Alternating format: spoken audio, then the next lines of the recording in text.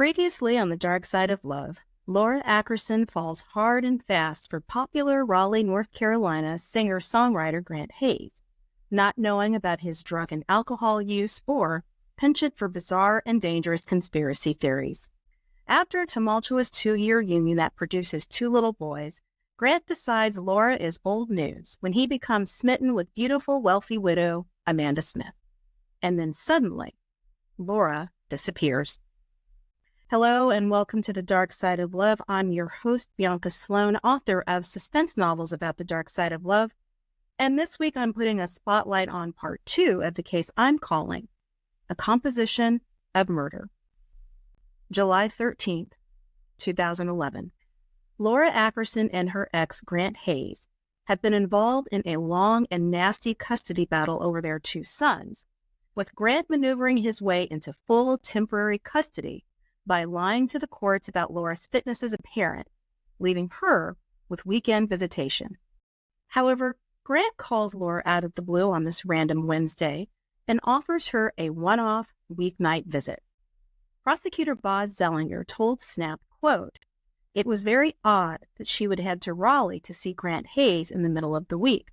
It was a very rare thing to have happen, and it came up out of the blue." Laura, for her part, is thrilled to get some extra time with her boys and calls her friend Oksana Samarsky at 4:19 that afternoon and leaves her a voicemail. The friends are planning to get together, and Laura tells her that after her visit with the boys, she'll come and meet Oksana. Except Laura never shows. Laura is also supposed to check in with her friend and business partner Siobhan Mathis following some client meetings, but there is radio silence. Siobhan starts calling Laura but gets no answer. She's concerned because this isn't like Laura. She keeps calling, still no response. She sends Laura an email thinking maybe something had happened to Laura's phone. Nothing. Siobhan drives by Laura's apartment and doesn't see her car, and now the alarm bells are going off. It's been a few days by this point since anyone has seen or heard from Laura, so Siobhan heads to the police department to file a missing persons report. Detective Jerry Falk of the Raleigh Police Department is eventually assigned to the case, and as he told See No Evil, 2 things stood out right away about this case. 1 was the number of days that Laura had been missing, and 2, that she had missed a date to see her sons, something she absolutely would not have flaked on. Investigators head to Laura's apartment, and according to what Detective Falk told See No Evil, quote, "It was obvious that just looking at the apartment that the kids were the center of her life, because so much of the apartment was dedicated to the kids." They also note that it's pretty clean. Nothing out of place, there aren't any signs of a struggle, nothing indicating any kind of foul play. That said, it's clear that nobody's been there for a while.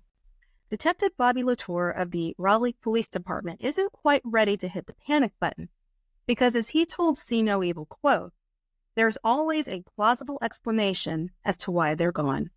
Investigators note that there are surveillance cameras in the common areas of the building, and so they pull the footage.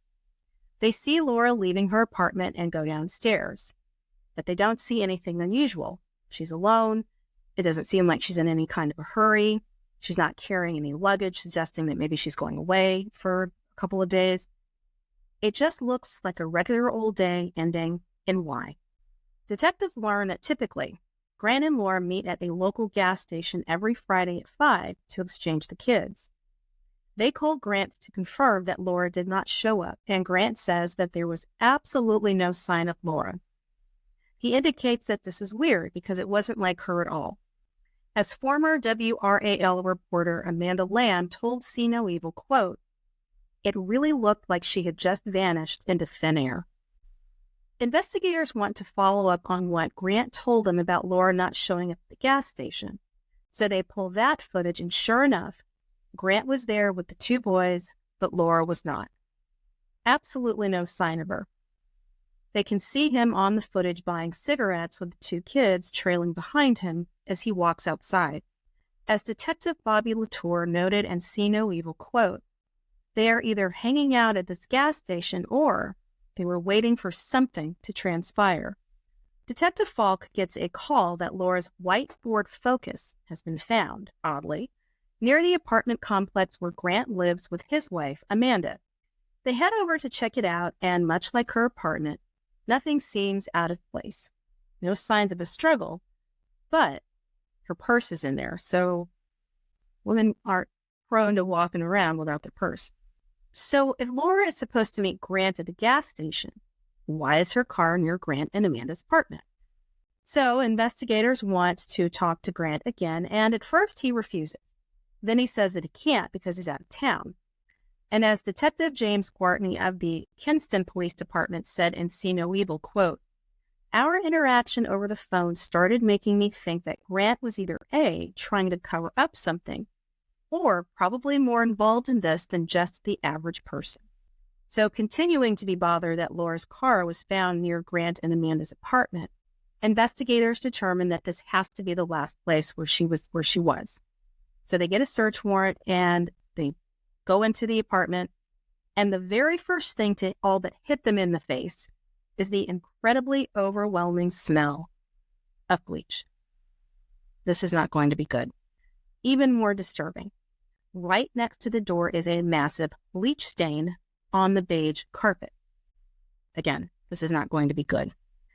They continue to make their way through the apartment, and as Detective Latour notes in See No Evil, quote, "Something appeared to either have been spilled there or they were trying to clean something up. When they reach the bathroom, they look in the bathtub and find that it is spotless. And the shower curtain is missing, which this is not good. And that bleach smell is really strong, really kicking at this point. One thing is clear. As Detective Falk says in See No Evil, quote, "Something happened in this bathroom." A further search at the apartment turns up a handwritten note, and it's strange for a few reasons. One, it's in two distinct handwriting styles. Two, it says that Grant would pay Laura $25,000 in exchange for sole custody of their two kids. Also, it's signed by Laura. And finally, it's dated July 13th, 2011, the day that Laura disappeared. Doesn't look suspicious at all. None of this. Now, everyone who knows Laura all say that getting custody of her boys back from Grant was her number one focus, that there is no way she would give them up for any amount of money. And why is the note in two different handwritings? Again, not suspicious at all. None of this. Well, things go from bad to worse when investigators find an operating manual for a reciprocating saw. Oh boy. Some further digging finds that there was a reciprocating saw sold at a nearby Walmart the morning of July 14th, which is the day after Laura was last seen. So once again, surveillance video is what provides the clues, and it shows Grant buying a reciprocating saw blades, and gloves at 2:30 in the morning, 6 to 7 hours after Laura was in contact with anyone. And so after seeing this horrifying footage, Detective Latour says in See No Evil, quote, "That's a moment that I will never forget, because it was at that moment that this case went real to me." He went on to say, quote, "At this point in the investigation, it was clear that we were not dealing with just a normal missing person case." So Grant and Amanda are now suspects 1-1. And investigators track them to his parents' house, and they set up surveillance to see if they are able to determine what has happened to Laura. An examination of Grant and Amanda's bank records reveal that Grant made a return trip to the same Walmart where he bought the saw, this time to pick up a large cooler and bags of ice.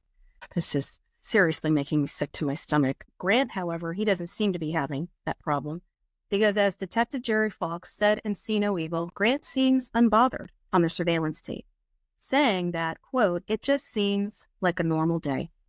As horrific and telling, frankly, as all of this evidence is, there just is not enough to move in on Grant and Amanda. Then a phone call comes into the station, and that turns everything around. It's from Shay, Amanda's daughter, and she's got some information to share, but she's nervous about it, stressing that she wants to do the right thing, but she also does not want to get her mom into trouble. Pretty safe bet that horse has already left the barn by this point. At any rate, though, Shay does tell detectives that out of the blue, her mom and Grant packed up the two little boys and took off for Texas. And curiously, they rented a U-Haul. Seems like a strange thing for a vacation. So this U-Haul was rented on July 16th, 3 days after Laura was last seen. Once again, surveillance tape fills in another chapter of the book because there is Grant at the U-Haul counter, just as cool as can be, smiling, just chill, relaxed. He mentions that he's heading to Texas for a fishing trip, and he has coolers with fish bait, which is such a strange and quite specific thing to say. Investigators learn that Amanda has a sister, Karen, who lives in Texas, so they head to the Lone Star State to pay her a visit. Karen is hesitant to say much, but does admit that she had a conversation with her sister Amanda, who told her she and Grant had, quote, hurt Laura bad. Grant and Amanda ask Karen if they can borrow her boat, with plans to head down to nearby Oyster Creek. They also ask her if there are alligators in that creek that would eat a human body. Well, I think we know where this is going. As Detective Bobby Latour said and See No Evil, quote, we are now definitely dealing with a murder case. Investigators call in a dive team from nearby Houston, and it is not long before they start to uncover body parts. 2 portions of a human torso are the first thing they find. Eventually, they find a skull and pieces of legs. Dental records have to be used to make a positive identification. It's Laura. Laura Ackerson was 27 years old. At this point, Grant and Amanda are already back in North Carolina and at his parents' house. A SWAT team surrounds the house, and Grant and Amanda are arrested. The couple immediately invoke counsel, so there's never a statement and much less a confession. So it is up to detectives to put the puzzle pieces together to determine exactly what happened to Laura. So Grant, who has played the system in order to get temporary full custody of his and Laura's sons, knows that he is about to lose. A court-appointed psychologist evaluated both parents, and her report ultimately found that it would have been, quote, inappropriate for him to continue to have full custody, given his issues with mental illness and substance abuse. She went on to say that she felt that Grant and Amanda were trying to, quote, obliterate Laura.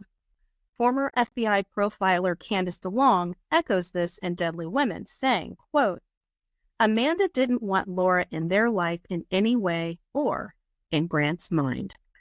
In a horrible foretelling of what was to come, Laura herself seemed to see what was coming down the road, writing in the journals that she kept as a record of every interaction she had with Grant and Amanda, quote, Grant wants me out of the picture. He wants to raise the boys to be what he hasn't achieved yet. His 401k plan, his retirement plan, his empire. Laura's friend Heidi Schumacher said in See No Evil that Laura told her point blank 2 months before her death that, quote, if anything happened to her, if she went missing, if she committed suicide, if she got into a car accident, know that Grant did it. While the psychologist was recommending shared custody, Laura's attorney believed that she had an excellent shot at full permanent custody, and the final hearing to determine custody was scheduled for August 15th. Laura was feeling confident ahead of the custody trial, and Grant was panicking because he was going to lose control over those kids, and he couldn't have that. Amanda Bolin, there's a lot of Amandas in this story, if you haven't noticed, but this particular Amanda Bolin, she is the assistant district attorney for Fort Bend County, and her theory about what happened is that Grant lured Amanda over to the apartment with the promise of an extra bit of time with the boys, which would have been over and above the normal weekends that she had. And Laura, of course, jumped at the opportunity. So when she got there, this is when Grant made his pitch about paying her $25K in exchange for the boys. There's probably an argument, probably a confrontation, and it's believed that Laura was probably murdered next to the front door, which accounts for that big bleach stain on the carpet. My guess is they had this big confrontation. Grant is coming at her in some way. She was probably trying to leave because it was near the front door and she never made it out. Prosecutors believe that Laura was probably strangled, though I would guess I wasn't there. Might have been something else because, again, that bleach stain. But at any rate, Grant and Amanda panic, and they load Laura's body into the bathtub while they tried to figure out what to do, eventually deciding to dismember her and discard her in Texas. So remember that Laura's two little boys are in the car. Their mother's body parts are in coolers in the U-Haul. I mean, what kind of a person does that? So prosecutor Amanda Boland noted in See No Evil, quote, if she's dismembered, meaning Laura, and in separate coolers, then it's an easy way to get her out of this apartment. And so then that Friday, as Grant's working on his alibi, Grant shows up at the gas station where they normally do the exchange. He shows up as usual. And at this point, he obviously knows that Laura is dead, and he's just walking around with these two little boys without a care in the world. As Detective Bobby Latour said in See No Evil, quote, what kind of a callous individual could bring her children in on his alibi and get it captured on surveillance video? In addition to his trips to Walmart, Grant went to Home Depot and purchased gallons of acid in an attempt to dissolve Laura's remains. It doesn't work. Amanda will later be seen on surveillance trying to discard that acid. So the two of them, they decided, well, since the acid wouldn't do it, let's give the alligators a try. Let's let them have a go at it. And they were hoping that the alligators would eat Laura's body. This is very similar to anyone who listens to this show, to Mike and Denise Williams. Go listen to that episode, but it also involves alligators. Just saying. But at any rate, Grant and Amanda were both charged with first-degree murder, and they just don't seem to care about any of this. And in fact, in their mugshots, they're both smirking. They're both just kind of like, yeah, and when it comes time for their trials, they are tried separately, with Grant's trial commencing on August 28th, 2013, over 2 years after Laura's murder. Grant did not testify at his trial, and his defense was that Amanda did it, but that it was an accident, self-defense. According to an interview that he gave to local TV station WRAL, Grant declared that, quote, my wife is not guilty of murder in any sense of the word. This was not a murder that took place, and justice will not be served if she were to be convicted of murder. So in Grant's version of events, he and Laura were at the apartment hammering out a settlement to resolve custody, which would be that bogus note that investigators found in his apartment where he was going to pay Laura $25,000. He's basically saying that she was struggling financially, she wasn't stable, she was overwhelmed with trying to take care of two little boys, and that she was giving up and giving custody to Grant. Grant told WRAL that he had stepped out of the room and that Laura and Amanda got into it because, the two women always have to be fighting over the guy, right? But that, according to what his wife told him, quote, Laura jumped Amanda, and the next thing she knew, Laura had her by the hair and was dragging her. He went on to say that Amanda elbowed Laura in the neck and that she, quote, crumpled to the floor. He said that his oldest son witnessed all of this and that, quote, I wouldn't even say it was a minute before Laura died right there in front of me and my son. He claimed that the reason he didn't call the police was that he, quote, panicked, further stating that he was trying to keep his family together, afraid that all the kids, that's his two sons with Laura and his daughter with Amanda, who was a newborn at this point, would all be put into foster care, and he was trying to prevent that. He also declared that he was sure that authorities would attempt to blame it all on him because, quote, here I am, a black man in an apartment with a dead white lady who's been suing me. My wife's story didn't seem strong enough to compel someone to believe that there wasn't foul play involving me. He goes on to say, quote, this traumatized me. I was stunned. It was surreal. My inaction and indecision was one bad decision that committed us to several bad decisions. Well, Grant did not seem to be that traumatized in court. As former WNCN reporter Jonathan Carlson observed in Snapped Killer Couples, Grant seems light as a kite in court, saying, quote, this is a guy on trial for murder, and it didn't seem to bother him. Case in point, besides the evidence, was that during the trial, prosecution played an original Grant Hayes composition titled Broomstick Rider, in which he waxes on about, quote, my baby's mama, don't talk to me, don't want your drama, I got 2 kids by you, I can't take any more from you, I put a price tag on your head. You must have told your attorney I got intentions on killing you.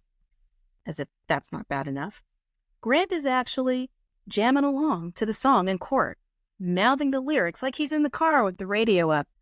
As former WRAL reporter Amanda Lamb succinctly put it in Snapped Killer Couples, quote, everyone was shocked, bopping along to his song about killing a woman. In the end, Grant trying to pin Laura's murder on his wife Amanda doesn't sway the jury. And on September 16, 2013, Grant is convicted of first-degree murder. He is sentenced to life, no possibility of parole. Prosecutor Amanda Boland, remember there's like 3 Amandas in this story, but she summed up Grant quite well in See No Evil, calling him, quote, a self-absorbed, narcissistic person who can be very manipulative and is downright evil. He saw a problem in Laura Ackerson in terms of being able to get a custody arrangement the way he wanted it, and the easiest solution was to just fully eliminate the problem and eliminate Laura. So Amanda, Amanda's trial starts in January of 2014, and her defense is basically hickory-dickory-dock, I don't know who broke the clock. As WRAL reported, Amanda's defense says that when Laura came over to the apartment, she tripped and hit her head, and that Grant told Amanda to take the boys to dinner so that they wouldn't be subjected to seeing EMTs treat their mother. She took them to Chick-fil-A, and Amanda says that when they got home, Grant told her that Laura was fine, that she left and went home. Everything's great, no worries. Her attorney, that's Amanda's attorney, Johnny Gaskin, said, quote, Amanda went to bed believing that everything was fine. There was nothing to indicate anything bad had happened. It just sounds insane when you look at it. Again, the evidence says different. They claim that it wasn't until this out-of-the-blue trip to Texas that Grant fessed up that Laura was dead and that Amanda was only dumping the acid and all this other stuff because Grant threatened her. Well, like I was just saying, this just does not square with the evidence because, hello, if you go by that version of events, how do you explain the big bleach stain next to the door? What, does she just have no sense of smell all of a sudden? The missing shower curtain, the chopped up body parts in the cooler. They couldn't have been at Chick-fil-A that long for all of that to happen. Sorry. Unlike Grant, Amanda testifies at her trial, and remember, she used to be an actress. She's done like The Sopranos, Game of Thrones, and then she had a little teeny tiny little non-speaking part in the Stepford Wives movie with Nicole Kidman. So she decides she's going to get on the stand, and she tries it. She really tries it. She got tears, the whole thing, saying that everything she did, that all those things were done under duress because she was afraid of Grant. As WRAL reported, Amanda's defense attorneys painted Laura and Amanda with the same brush, saying that they were both victims of Grant, that he was, quote, a dangerous sociopath who used Amanda Hayes for her money, which, by the way, Grant and Amanda were broke. Grant had run through all of Amanda's inheritance from her late husband, and she was left to start pawning the jewelry that her late husband had gifted her in order to keep her and Grant afloat. Detective Jerry Falk does not buy that Amanda was so scared of Grant that she went along with what he wanted, telling Deadly Women, quote, from the very beginning to the very end, I think they worked as a team to annihilate Laura. Spittin' facts, Detective Jerry Falk, spittin' facts. And speaking of facts, nobody buys this version of events from Amanda, and she is convicted of second-degree murder on February 18, 2014, and sentenced to 13 years. 4 years later, on August 21, 2018, a Texas court finds Amanda guilty of tampering with a corpse, and she is sentenced to an additional 20 years. Grant and Amanda divorced in October of 2014. Grant did not contest it, and Amanda returned to her previous name of Amanda Smith. Their daughter, along with Grant and Laura's 2 sons, were raised by Grant's parents. Grant's father, Grant Ruffin Hayes Jr., passed away in 2021. Pretty much everyone associated with this case, in even the smallest of ways, is forever haunted by the cruelty and depravity of it. And I think Ed Crump, former reporter with ABC 11 in Raleigh, sums up the horrors of it quite well, saying in Deadly Women, quote, "What happened after this murder is what will just rock your world. I don't even like thinking about what went on in the bathroom of that apartment.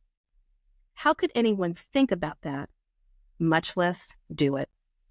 Thank you so much for joining me for another episode of The Dark Side of Love. I'm your host, Bianca Sloan, and show your love for The Dark Side of Love by visiting thedarksideoflove.com for show notes and transcripts. While you're there, sign up for my newsletter to be notified about new episodes, and you can also find a link to my Patreon page where you can access bonus material and other fun stuff. Learn more about my suspense novels about the dark side of love by visiting biancasloan.com. Thanks for hanging out with me, and join me next time for another tale of love gone wrong. I'll see you on the dark side.